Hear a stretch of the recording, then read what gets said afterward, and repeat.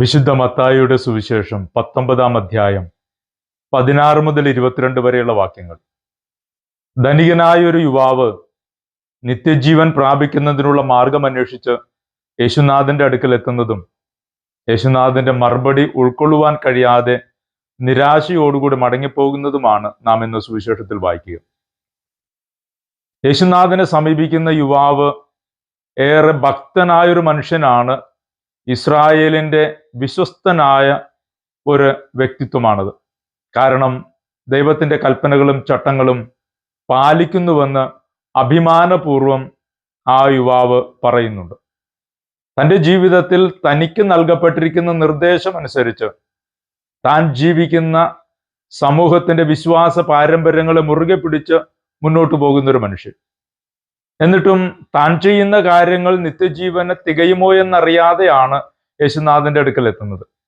ഒരുപക്ഷെ ക്രിസ്തുനാഥൻ പഠിപ്പിക്കുന്ന കാര്യങ്ങളിൽ, ക്രിസ്തുനാഥന്റെ പ്രബോധനങ്ങളിലുള്ള വ്യത്യസ്തത കണ്ടിട്ടാവാം ആ ചെറുപ്പക്കാരൻ യേശുനാഥനെ സമീപിച്ചത്.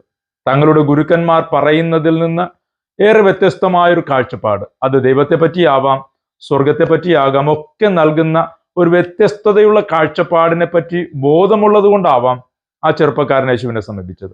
അവൻ അറിയേണ്ടത്, ഉറപ്പിക്കേണ്ടത് നിത്യജീവനാണ്. നിത്യജീവൻ പ്രാപിക്കാൻ താൻ എന്താണ് ചെയ്യേണ്ടത്? യേശുനാഥന്റെ കയ്യിൽ പുതിയ മാർഗങ്ങളൊന്നും യേശുനാഥൻ പറയുന്നില്ല. ഇസ്രായേലിന് നൽകപ്പെട്ട ചട്ടങ്ങളും പ്രമാണങ്ങൾക്കും അപ്പുറത്തേക്ക് പുതിയൊരു മാർഗം യേശുനാഥന് പറയാനുമില്ല. യേശുനാഥൻ അതുകൊണ്ട് തന്നെയാണ് അവനോട് പറയുന്നത്, നിയമങ്ങൾ നീ അനുസരിക്കുക. അത് മുഴുവനും അനുസരിക്കുന്നുണ്ട് എന്ന് അവൻ ഉറപ്പ് പറയുമ്പോൾ യേശുനാഥൻ രണ്ടാമത് പറയുന്ന കാര്യമാണ് ഏറെ പ്രസക്തമായത്. നിയമങ്ങൾ പാലിച്ച് ജീവിക്കുന്ന മനുഷ്യനാണെങ്കിൽ ആ നിയമങ്ങൾ സാമൂഹിക ജീവിതത്തിൽ പ്രാവർത്തികമാക്കുന്നവൻ കൂടിയാവണം. പാലിക്കാൻ വേണ്ടി മാത്രമായിട്ട് കുറെ കാര്യങ്ങൾ ജീവിതത്തിൽ കൊണ്ടു നടക്കുന്നത് കൊണ്ട് വലിയ അർത്ഥങ്ങളൊന്നുമില്ല. നിയമങ്ങൾ പാലിക്കുക എന്നതല്ല, പാലിക്കുന്നത് മാത്രമല്ല ജീവിതത്തിന്റെ വിജയം തീരുമാനിക്കുന്നത്. നിയമം ഒരുവനോട് ആവശ്യപ്പെടുന്ന സാമൂഹികമായ ഒരു അവബോധവും ഒരു നീതിബോധവും അതിനേക്കാൾ ഉപരിയായി ഒരു കരുണയുടെ കൈത്താങ്ങുമൊക്കെ ഈ നിയമം നമ്മിൽ നിന്ന് ആവശ്യപ്പെടുന്നുണ്ട്. അതുകൊണ്ട് തന്നെ ചിട്ടവട്ടങ്ങളോടുകൂടെ, കൃത്യതയോടുകൂടെ നൽകപ്പെട്ട നിയമങ്ങളുടെ പിന്നാലെ മാത്രം നടക്കുന്ന ഒരു മനുഷ്യൻ നിത്യജീവനിലേക്കുള്ള വഴിയാത്രയിൽ തന്നെയാണെങ്കിൽ പോലും നിത്യജീവനിലേക്കുള്ള ഉറപ്പായി അതവന് മാറുന്നൊന്നുമില്ല. അവൻ മനസ്സിലാക്കുന്ന അനുസരിച്ച് ജീവിതത്തെ ഒന്നുകൂടി ക്രമീകരിക്കാനായിട്ട് അവന് കഴിയണം.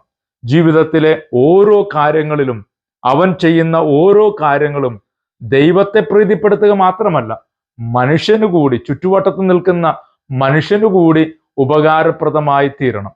മനുഷ്യന് ഉപകാരമില്ലാത്ത, ചുറ്റുവട്ടങ്ങൾക്ക് ഒരു നന്മയും ചെയ്യാത്ത കുറെ നിയമങ്ങൾ ജീവിതത്തിൽ കൊണ്ടു നടക്കുകയും പാലിക്കുകയും ചെയ്യുന്നതിന്റെ പേരിൽ ഒരുവന്റെ ജീവിതത്തിന്റെ ചെയ്തികളെ ദൈവത്തിന്റെ തിരുസന്നിധിയിൽ നീതീകരണമായി മാറില്ല എന്നാണ് യേശുനാഥൻ പറയുന്നതിന്റെ പൊരുൾ.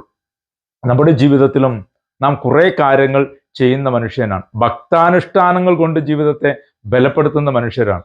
നമുക്ക് നമ്മോട് തന്നെ ചോദിക്കാൻ കൂടി കഴിയണം, ഈ ഭക്താനുഷ്ഠാനങ്ങൾ, നമ്മുടെ ജീവിതത്തിൽ നാം കൊണ്ടു നടക്കുന്ന കാര്യങ്ങൾ, നമ്മോടൊപ്പം നിൽക്കുന്നവർക്ക്, ഏറ്റവും കുറഞ്ഞത് നിന്നോടൊപ്പം നിന്റെ കൂരയ്ക്ക് കീഴിൽ കഴിയുന്ന മനുഷ്യർക്കെങ്കിലും നീ പാലിക്കുന്ന നിയമങ്ങളും നീ കൊണ്ടു നടക്കുന്ന ഭക്താനുഷ്ഠാനങ്ങളും ഒരല്പം കനിവിന്റെയും സ്നേഹത്തിന്റെയും കാരണമായി ഭവിക്കുന്നുണ്ടോ എന്ന് അന്വേഷിക്കാനായിട്ട് നമുക്ക് കടപ്പാടുണ്ട്. യേശുനാഥൻ അതിന് നമ്മെ ഇന്നേ ദിവസം നിർബന്ധിക്കുന്നു.